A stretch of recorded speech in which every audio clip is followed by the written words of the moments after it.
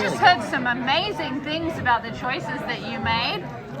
Putting together the show with your female heads of department and the influences, sending that down to the young women. Yeah, I mean, first of all, like, thank you for taking that responsibility as like a white man to like pass that forward. Of course, yeah. But yeah, I guess you wanna talk about like what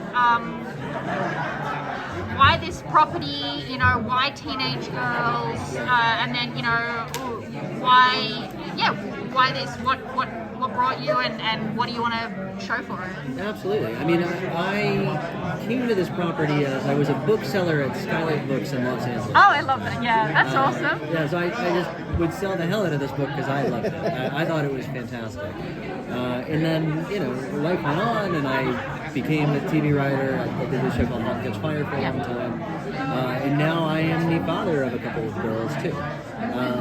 So when I was invited into this project, I did feel that, I was a voice for it, but I shouldn't be the voice. And in a way, that's the opportunity we had. Was Brian and Cliff wrote this, as fast as they could many years ago in a vacuum, but we got to, it's an all-female writer's room other than me. It's all female directors, as you said, and then we have the girls. And so I guess I feel like I'm facilitating a conversation that jumps off from this great place, but then asks, where else could it go? Did we go deep enough? And I just think that's important. And by the way, like, not even to be commended so much as expected at this point. The music in it is fantastic.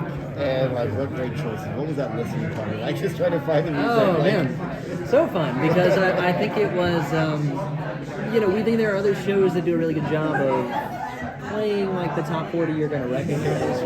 We were kind of like, can we get into like the weird corners where the kids are smoking the cigarettes a little more? Can we go a little, the track you don't think is right?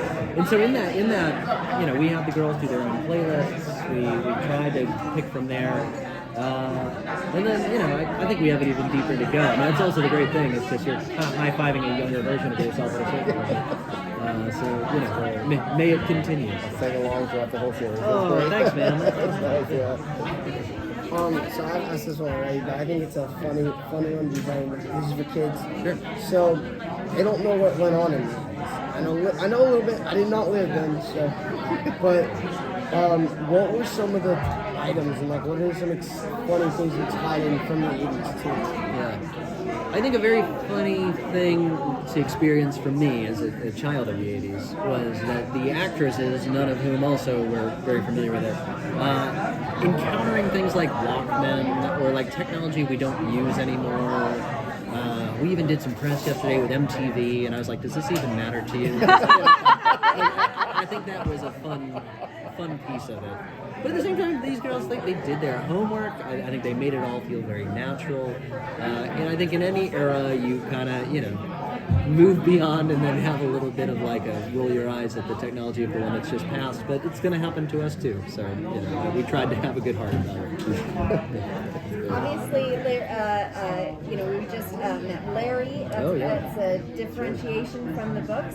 What other ways did you kind of depart from the storyline and that you can kind of tease? Absolutely. I mean, I think, one of them was with the actual characters we meet. Another character that audiences will meet pretty early on is Mac's brother, Dylan. He is from the comic. It's implied that he's this kind of major foundational force in your life. But we had the opportunity to go, well, what if we met him again when he was older? So in a lot of instances, we were just kind of completing the motion that Brian and Cliff began in the comics.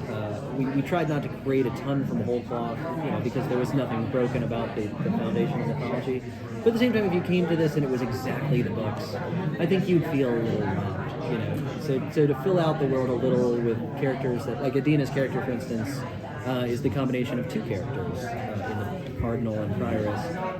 And so, those are the kind of things you get to do on a TV show sometimes to kind of maximize the talents you have, like Larry and, like Adina and Nate. Yeah. Mac and her older brother scene could be a sitcom spin-off. It's so great. They're so wonderful. That guy's great too. Cliff Chamberlain's a tremendous actor. So, in the panel, it came up a couple times that it wasn't really about good guys and bad guys. Yeah. And yet, listening to people talking about it, I can certainly feel myself having a bias of who I Yeah, might root sure. for versus who I might think is not a good guy. So can you talk a little bit about that good guy, bad guy, or like how it's not that? Yeah, absolutely. Well, I mean, I think, one, some of that is casting. You know, I think in the comics, I love how Grandfather seems like just a tired guy who's got this huge burden, but he's also really colorful and kind of fun. And you know, you don't hate him, and you do think that he has like a raison d'etre. You know, and in casting Jason Mantzoukas, we thought he brought that too because he is kind of so funny and bright. I like a show that tries to get me feeling one way and then turns the table on me.